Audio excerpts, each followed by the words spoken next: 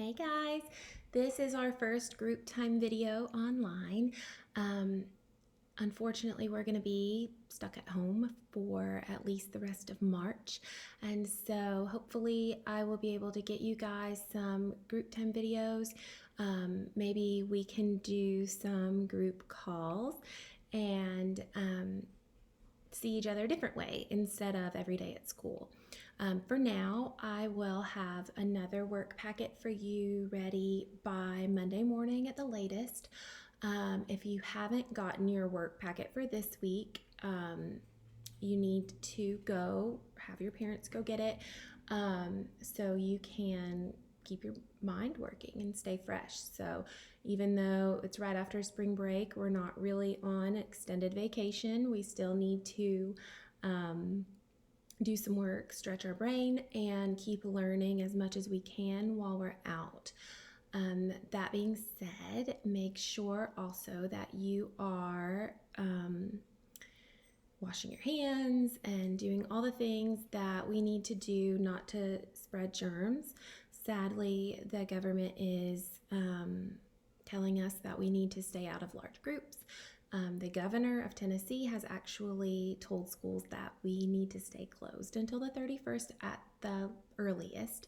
And so we're just kind of seeing day to day how this whole thing pans out and what that's going to look like for us for the rest of the school year. But in the meantime, I want to make sure that we don't get any more behind than we already are. So I'm hopeful that for the rest of this week and next week, we will finish up talking about American history. So we'll be ready to move on to Europe and National Poetry Month in April, whether it's online or in our building. Okay, so at least for lower elementary, when we left off, we had just talked about the very end of the Civil War, and we were planning to talk about what happened next. Fourth and fifth graders, I'm not 100% sure what you talked about last with Mr. Mark, but you are just going to jump on board with us, and we're going to talk about how our country put itself back together after the Civil War. So let's recap just a little bit. Remember, Abraham Lincoln was elected as the 16th president in 1860, and by 1861, people were really not getting along. And so in 1861, our southern states decide they don't want a part of this. They don't want to end slavery. They don't like Abraham Lincoln. They don't support some of the things that he's trying to change in the country. And so they decide, we're going to secede. We're going to make our own country. And what are you going to do to stop us? And so we have all of the Confederate states decide to secede. Now, there are some border states right up above the Mason-Dixon line, and they were slave states, but they decided to join the Union and not be part of the Confederacy. So those states ended up being crucial to the Union getting into the South. Remember, Tennessee was the last state to secede and join the Confederacy, and we will find out in a minute that they were the first to rejoin the Union at the end. So we have 1861 to 1862, we have lots of battles. We have both of the battles of Bull Run, the first and the second. We had the Battle of Shiloh, the Battle of Antietam, the Battle of Fredericksburg. Remember, the Union was trying to blockade the South. Basically, they're trying to cut them off from supplies. The South has lots of agriculture. We have plantations. They had very large farms, which was their great need, or so they thought, their great need for slavery.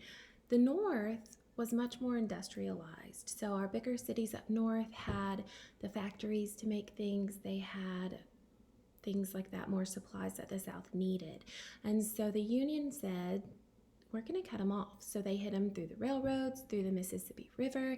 The Union gained control of the mouth of the Mississippi down in New Orleans, and they were able to get into the South that way and kind of quarantine the South away from as many resources as possible. So then we had, in 1863, Abraham Lincoln gave his famous Emancipation Proclamation, freeing the slaves. Originally, Abraham Lincoln did not foresee just immediately abolishing slavery. His hope originally was to disallow any further states from allowing slavery, and feeling like eventually it would kind of cancel itself out. One tactic that they used to try to get the Confederates on board with the Union again and to put the war to an end was to come to an agreement that the states that currently owned slaves would continue to own slaves, but no others would. And they still were not able to agree. So their ultimatum, Abraham Lincoln says, if you are not willing to make this deal with us by the new year, January 1st, then he will free all of the slaves and completely abolish, to do away with completely, slavery. Obviously, President Jefferson Davis and the Confederacy was not on board. They decided they wanted to keep fighting. They really thought they were going to win. And so on January 1st, 1863, Lincoln gave the Emancipation Proclamation declaring that all men should be free, and laid the groundwork for that 13th Amendment. After that, we have the Battle of Gettysburg, and the North starts winning the Civil War. General Sherman captured Atlanta in 1864, and he would destroy and burn much of that land. When you're older, you might watch the movie or read the really, really thick book called Gone with the Wind. It's a fictional piece about history, about a Southern belle who grew up on a plantation named Scarlett O'Hara, and about her life during the Civil War and all the things she went through. And it does show the whole burning of the city of Atlanta in there, and that was close to the end. So eventually in 1865, General Robert E. Lee, who was the main leader for the Confederate Army, surrenders to General Ulysses S. Grant at the Appomattox Courthouse in Virginia. He says, okay, we give up, we're done, you win. All right, so that's where we left off. The Civil War was officially over. But our country was a huge mess. Things couldn't just go back to the way that they were before this all started. We still have the southern states kind of being forced to comply, but we don't know yet what that looks like. So how did we get from our country being in shambles to where we are today? We had to reconstruct the South. And what reconstruct means to construct it again, to build it again. Our prefix re, R-E, means to do again. And then, of course, the suffix means the act of doing. So construct, our root word, we know means to make something, to build something. So there we have to make it, to build it again. Right kind of at the same time that that's beginning, Abraham Lincoln gets assassinated. He was shot at the theater while he was watching a play, and he was carried across the street to hopefully get care and get taken care of, and he sadly passed away there. So after that, we have to, of course, get a new president. So let's see what that's going to look like. So to punish or not to punish. Many people wanted the South to be punished for trying to leave the Union. Other people, however, wanted to forgive and move on and start healing the nation. Abraham Lincoln, before he was assassinated, he wanted to be lenient with the South, which means he wanted to make it easy for them to get back on board with our country and join the Union again. He said that any Southerner who took an oath to the Union would be given a pardon, meaning they would be excused, they would be forgiven. They would not be held accountable for their war crimes or punished in that way. He also said that if 10% of the voters in a state supported the Union, then a state could be readmitted. Under Lincoln's plan, any state that was readmitted must make slavery illegal as part of their constitution. After President Lincoln was assassinated at the end of the war, he never had the chance to implement his Reconstruction plan. After that, Andrew Johnson became the president. He came from the South. He wanted to be even more lenient to the Confederate states than Lincoln did. Congress, however, disagreed and began to pass harsher laws for the southern states. So here we are again disagreeing on how things should be done. So we have the South, we have the people in the Union. So a lot of the people in the Union thought, you already left us once. We don't trust you and we're still angry. And a lot of the people who were from the South or had ties to the South said, well, forgive and forget. Let's just move on with life. And so trying to decide how that was going to look was tough. In an effort to get around laws passed by Congress, many Southern states began to pass black codes. These were laws that prevented Black people from voting, going to school, owning land, and even getting jobs. These laws caused a lot of conflict between the North and the South as they tried to reunite after the Civil War. So we know now that slavery has to be illegal, but abolishing slavery did not set the states up or the now freed slaves up for success. So, okay, you're free, but now what? It didn't say they had to treat them as equals. It didn't say they had to hire them. It didn't say that they had to treat them kindly or fairly or anything like that. So we got some new amendments to our Constitution to help reconstruct and protect the rights of all the people. The first one was the 13th Amendment, which outlawed slavery. Go back to our Emancipation Proclamation. The 14th Amendment said that Black people were citizens of the United States and that all people were protected equally by the law. So the 14th Amendment made clear that even if you're a freed slave, you are now officially a citizen of the United States of America, and that means that the Constitution applies to you too.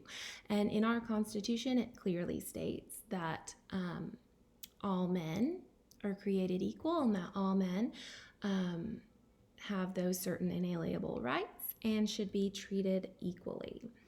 And we had the 15th Amendment, which gave all male citizens the right to vote regardless of their race. So whether they were Black or white or whatever, as long as they were a male and they were a citizen of the United States, they were allowed to vote. Women, notice it said all males. We still do not have the right to vote. It is still Women's History Month. We haven't got to talk a lot about it, but hopefully by the end of the week we can get into that a little bit and see how women had to fight for our rights too. So rejoining the Union, the South kind of started some new government systems in 1865. The first state to be admitted to the Union was Tennessee in 1866. The last state was Georgia, and they were not readmitted to the Union until 1870. That's 5 years after the end of the Civil War. As part of being readmitted to the Union, states had to ratify the new amendments to the Constitution. So that means their state constitution, they had to agree with outlawing slavery, giving Black people citizenship and equal rights, and allowing them to vote in any state city elections that are going on. The Union did a lot to help the South during the Reconstruction. They helped them rebuild roads. They got farms up and running again. They built schools for the poor and for the freed slaves. Eventually, the economy in the South did start to recover. It was a long process. Okay, so now I have a new word for you. Your word is carpetbaggers. Carpetbaggers. Think of Mary Poppins. Mary Poppins has her big giant purse. It's actually a carpet bag. It's kind of a bag made of carpet. Some Northerners moved to the South during the Reconstruction to try and make money from rebuilding. They saw an opportunity to make some money. So they say, we're going to pack up and move down there, and we're going to see how successful we can be. They were called carpetbaggers because they sometimes carried their belongings in luggage called carpet bags. The Southerners didn't like that the Northerners were moving in and trying to get rich off their troubles. That definitely does not seem like a kind or right thing to do. We help others just to help them, not to get rich quick. The Reconstruction officially ended under the presidency of Rutherford B. Hayes in 1877. He removed the federal troops from the South and the state governments took over. Unfortunately, many of the changes to equal rights were immediately reversed. So that means that since the federal troops were now out and they said, okay, you're rebuilt, you have complied with the laws that we want you to put in action. So we're going to leave you alone now, and you're going to do the right thing. But a lot of the southern states did not do the right thing. We know from our studies of civil rights and Black History Month that those southern states did not treat African Americans fairly. We know that we later had our Jim Crow laws, our separate but equal, which was not really equal. And we know that, yeah, even though they could vote and they were supposed to be treated equally, similar to women, they had a very long fight ahead of them, just like we did. So a few interesting facts about the Reconstruction. White Southerners who joined the Republican Party and helped with the Reconstruction were called scalawags, not to be confused with the pirates. So that would be, I guess, kind of considered the traitors to the South, the ones who joined up with the Union once the war was lost. They were claimed to be scalawags. The Reconstruction Act of 1867 divided the South into 5 military districts, which were run by the Army.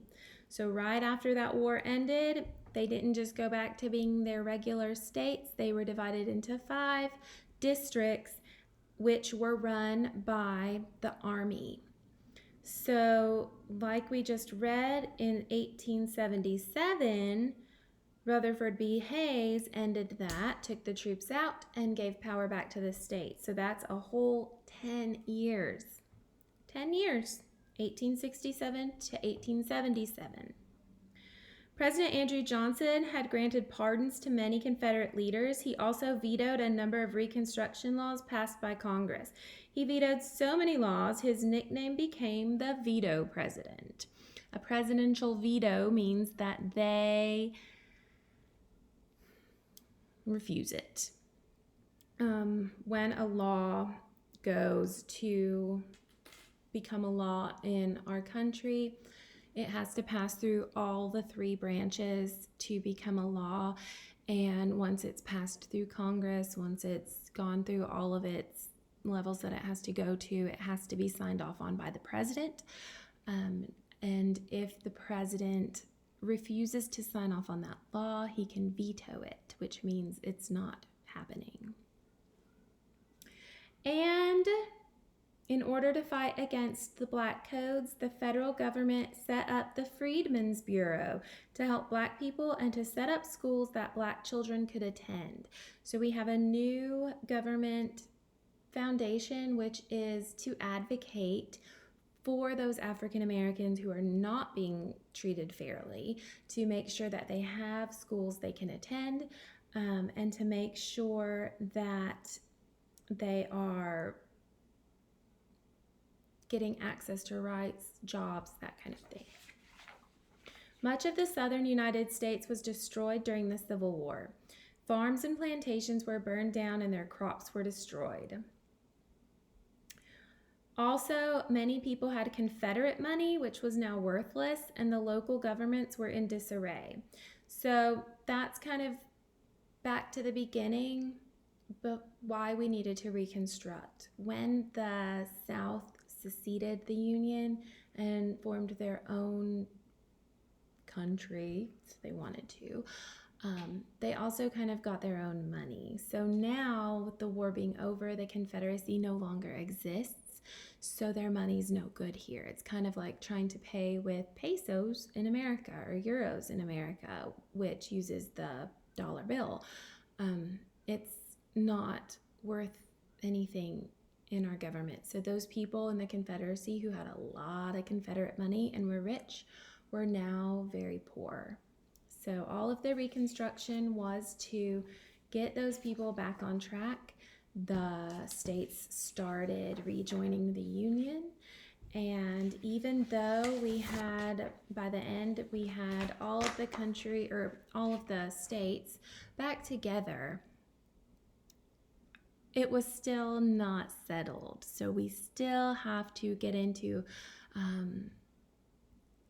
the fight for women's rights and the fight for rights for African Americans all the way up through the 60s and 70s and all of those. So for many years, this has gone on. One more thing I want to throw in, and 4th and 5th graders, this applies more to you because I'm hoping we will be back in school in time before the end of the school year to actually play that game that I've made. Some of it's taking place during the Civil War, but not in the same area as the Civil War. So we have all that land west of the Mississippi River has not been super settled yet. We had our California Gold Rush, and that was before the Civil War. So now, during this time, we have from before the Civil War through the end, all the way past the end, we still have the Trail of Tears happening. We've got resettlement of many Native American tribes. We have people trying to settle. We've got the Homestead Acts. So here we're claiming land west of the Mississippi. We've got the Kansas Territory. We've got the Nebraska Territory. And those are government land, but that land is only populated by Native American tribes. A lot of those tribes were already relocated once from the eastern United States on that Trail of Tears. And so the government wants to expand and occupy that land. So they come up with some acts to encourage people to go west and make that land prosperous. Abraham Lincoln signed the Homestead Act in 1862, and what that said was that you could move west of the Mississippi, you could claim land. Think Laura Ingalls Wilder, remember, they moved west to, I think, the Dakotas, and but they fell under the homestead thing, so they could move, they could claim their land. What they had to do was work that land for 5 years. They had to prove that they had improved that land, and then the government would give them a deed or ownership to that land free and clear. And we're talking about like 160 acres here. If they, let's see, After 6 months of residency, homesteaders had the option of purchasing the land from the government for $1.25 per acre. The Homestead Act led to the distribution of 80 million acres of public land by 1900. So we'll learn a little bit more about the Homestead Act, how that affected the Native Americans, and where they were moved to, hopefully tomorrow or Friday. All right, guys, I miss you. I hope that you stay safe and healthy, and I'll talk to you again soon. Bye.